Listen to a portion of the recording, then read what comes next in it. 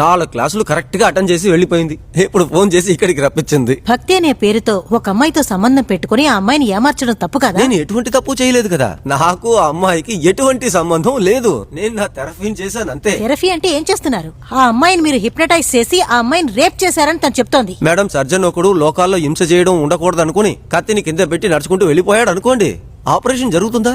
భగవంతుడి అనుగ్రహంతో నేను చేయగలిగిన సేవల్ని చేస్తున్నాను.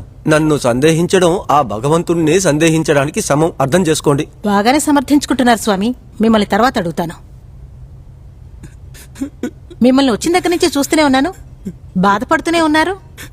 మీ గురించి చెప్పండి, ఏడవకుండా చెప్పండి సార్. నా పేరు జోసెఫ్ మోహన్ దాస్ మేడం. నేను ఫోర్డ్ కంపెనీలో ఎగ్జిక్యూటివ్ మేనేజర్గా ఉన్నాను. మ్యారేజ్ అయిన 5 ఏళ్లలో నా వైఫ్ ఒక యాక్సిడెంట్లో చనిపోయింది. నాకు ఒకే కూతురు జెస్సీ.